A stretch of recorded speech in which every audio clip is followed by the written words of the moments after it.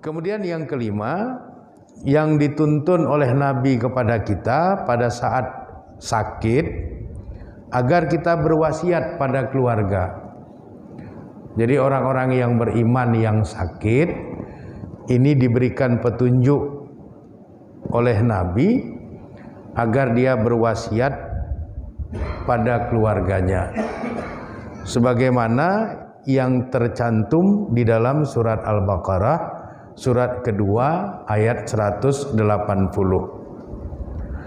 Kutiba alaikum, diwajibkan atas kamu, iza hadara ahadukumul maut, apabila akan hadir kepada salah seorang di antara kamu kematian, intaroka khairan, jika dia meninggalkan harta yang banyak, al-wasiyatu lil walidaini, agar dia berwasiat kepada ibu bapanya, wal aqrabin, agar dia berwasiat kepada karib kerabatnya, bil ma'ruf, secara baik, haqqan alal muttaqin. Hal ini adalah kewajiban atas orang-orang yang bertakwa. Jadi kalau ada seorang hamba Allah yang beriman dalam kondisi sakit, salah satu tuntunan yang diberikan oleh Rasulullah SAW adalah membuat wasiat untuk keluarga, untuk kedua orang tua atau untuk karib kerabat, supaya hal-hal yang penting itu nanti bisa diketahui oleh keluarga. Dan wasiat itu adalah kewajiban yang ditetapkan oleh Allah kepada orang-orang yang beriman, iza hadara ahadukumul maut, kalau salah seorang di antara kamu itu akan kedatangan yang namanya kematian. Kemudian tuntunan yang keenam, bagi orang-orang beriman yang sakit, kalau sakitnya itu sudah bertambah berat, maka pihak keluarga diajarkan oleh Nabi SAW untuk mentalkinkan orang yang sakit, yang sudah berat sakitnya itu. Hal ini merujuk kepada hadis riwayat Imam Muslim dari sahabat Abu Hurairah, di mana Nabi bersabda, lakinu mautakum la ilaha illallah. Talkinkanlah oleh kamu, ajarkanlah oleh kamu, mautakum, orang yang akan meninggal dunia di antara kamu, la ilaha illallah, agar dia mengucapkan kalimat tidak ada Tuhan melainkan Allah. Kemudian di dalam hadis yang lain, Nabi menegaskan, mangkana akhiru kalamihi la ilaha illallah dakhalal jannah. Siapapun yang di akhir kalamnya, di penghujung hidupnya, pada saat dia akan meninggal dunia itu, dia mengucapkan kalimat la ilaha illallah dakhalal jannah, maka dia akan masuk ke dalam surga. Jadi kalau ada karib kerabat kita, saudara-saudara kita, hamba-hamba Allah yang beriman dalam keadaan sakit dan sakitnya itu sudah berat, maka pihak keluarga jangan lupa mentalkinkan yang sudah berat sakitnya itu pada bahagian telinganya, dituntun untuk mengucapkan kalimat la ilaha illallah. Kemudian yang ketujuh, kalau hamba Allah yang beriman tadi meninggal dunia, maka Nabi memberikan tuntunan agar kita atau keluarganya ini memejamkan matanya yang terbuka. Sebagaimana hadis riwayat Imam Muslim dari Ummi Salamah. Ummi Salamah ini salah satu dari Ummul Mukminin. An Ummi Salamah, dari Ummi Salamah qalat, Ummi Salamah mengatakan, dakhala Rasulullah sallallahu alaihi wasallam ala Abi Salamah. Masuklah Rasulullah sallallahu alaihi wasallam untuk melihat Abi Salamah. Waktu itu Ummi Salamah masih punya suami.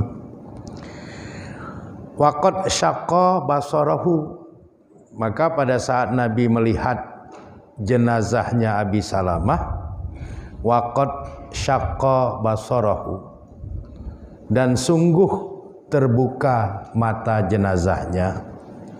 Fa'akmadahu, maka kemudian Nabi memejamkan mata jenazah yang terbuka itu. Summa qala, kemudian Nabi bersabda, inna ruha, sesungguhnya ruh itu, iza qubida, apabila telah dicabut, tabi'ahul basaru, diikuti oleh pandangan matanya. Jadi kalau ada orang meninggal dunia, matanya terbuka, itu sesuatu yang lazim, sesuatu yang normal. Karena setiap kali ruh akan meninggalkan jasad, diikuti oleh pandangan mata. Sehingga pada saat ruh sudah keluar, mata itu tetap terbuka. Maka diajarkan oleh Nabi SAW kepada keluarganya agar mata yang terbuka tadi itu ditutupkan kembali kelopak matanya, dipejamkan kelopak matanya. Lalu dalam menutup atau memejamkan mata jenazah itu ada doanya. Bukan hanya sekedar dipejamkan kembali matanya, tetapi diiringi dengan doa. Apa doanya? Dalam hadis riwayat Imam Muslim dari Ummul Mukminin Ummi Salamah, pada saat menutup kelopak mata jenazah Abi Salamah, Nabi berdoa dengan kalimat, Allahumma ghafir li Abi Salamah, ya Allah ampunilah bagi Abi Salamah. Tinggal kita ganti saja namanya, ya, Allahumma ghafir lil fulan, ya Allah ampunilah bagi si fulan. Disebutkan namanya, nama jenazah yang kita tutupkan matanya itu. Warfa' darajatahu, angkatlah derajatnya fil mahdiyin, ke dalam golongan orang-orang yang mendapatkan petunjuk. Wakhlufhu fi aqibihi fil ghabirin, dan gantilah dia dengan pengganti yang baik dari keturunannya.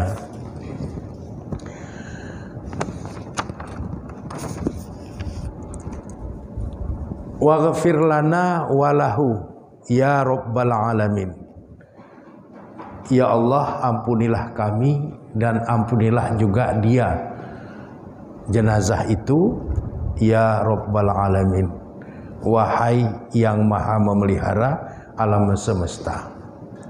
Wafsah lahu fi qabrihi, lapangkanlah baginya kuburnya.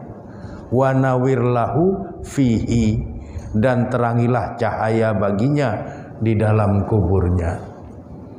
Itulah doa yang diajarkan oleh Nabi Muhammad SAW kepada kita sebagai sebuah tuntunan kalau kita menutup mata jenazah yang terbuka. Kemudian yang terakhir, yang ke-9, menghadapkan jenazah ke arah kiblat. Jadi sudah ditutup matanya tadi sambil didoakan, lalu jenazah itu dihadapkan ke arah kiblat. Ya. Dihadapkan ke arah kiblat artinya dimerengkan sedikit ke arah kiblat. Ya. Bisa posisi kepala di utara, bisa posisi kepala di selatan. Yang penting menghadap ke arah kiblat. Karena arah kiblat di tempat kita itu di arah barat. Nah, jadi dimerengkan, agak sedikit dimerengkan untuk dihadapkan ke arah kiblat. Hal ini merujuk kepada hadis riwayat Imam Al-Baihaqi dan Imam Al-Hakim dalam kitab Sunanul Kubra lil Baihaqi dan di dalam kitab Al-Mustadrak ala Sahihain Imam Al-Hakim dari sahabat Abu Qatadah. An Abi Qatadah, dari Abi Qatadah, Annal Bara' bin Ma'rur adalah seorang sahabat yang bernama Al-Bara' ibni Ma'rur. Ausa, dia telah berwasiat ayyuwajjahu ilal qiblati, agar dirinya dihadapkan ke arah kiblat, izah tudirul maut, jika telah datang kematiannya. Faqala Rasulullah sallallahu alaihi wasallam, maka bersabdalah Rasulullah sallallahu alaihi wasallam, as-sobal fitrata, hal itu sesuai dengan fitrah atau kesucian manusia. Jadi kalau orang yang beriman itu meninggal dunia, sudah dipastikan meninggalnya, maka diharapkan kepada keluarga itu menghadapkan jenazah tadi itu ke arah kiblat. Jadi pada saat orang-orang melayat, itu posisi jenazah sudah dalam posisi menghadap ke arah kiblat. Jadi agak dimerengkan dengan posisi boleh kepala ke utara, boleh kepala ke selatan. Yang penting dimerengkan sedikit, dia dihadapkan ke arah kiblat. Jadi tidak telentang penuh, dimerengkan ke arah kiblat. Ini menjadi penting karena merupakan tuntunan-tuntunan yang diajarkan oleh Nabi Muhammad sallallahu alaihi wasallam kepada kita. Kemudian orang-orang yang datang untuk melayat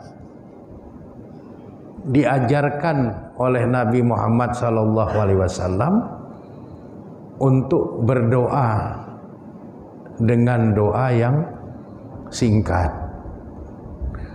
Doanya itu Allahumma ghafirli walahu atau walaha,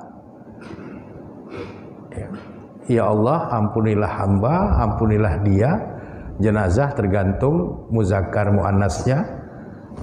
Allahumma ghafirli walahu wa aqibni minhu uqbah hasanah, gantilah dia jenazah itu dengan pengganti dari keturunannya yang lebih baik. Doa ini menurut sahabat Abdullah bin Abbas maknanya penting. pentingnya di mana? Setiap kali ada orang beriman yang meninggal, dengan kita baca doa itu, maka pengganti dari yang meninggal dari keturunannya itu akan menjadi lebih soleh, lebih solihah dari almarhum atau almarhumah. Karena memang kita yang layak itu semua minta sama Allah agar Allah mengampuni kita yang datang melayat, agar Allah mengampuni jenazah, agar Allah memberikan ganti yang lebih baik dari keturunan yang meninggal itu dari sisi kesolehan dan kesolehaannya. Jadi dari hari ke hari generasi kita itu akan menjadi generasi yang lebih baik dari yang sudah meninggal dunia. Ini tuntunan yang diajarkan Nabi kepada kita. Sederhana sekali. Allahumma firli walahu wa aqibni minhu uqbah hasanah. Ya Allah, ampunilah hamba, ampunilah jenazah, dan gantilah jenazah itu dengan pengganti generasi yang lebih baik dari keturunannya.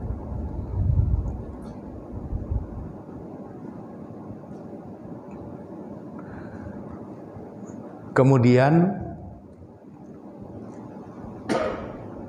pada saat kita menyalami ahlul musibah, diajarkan oleh Nabi untuk kita mengucapkan kalimat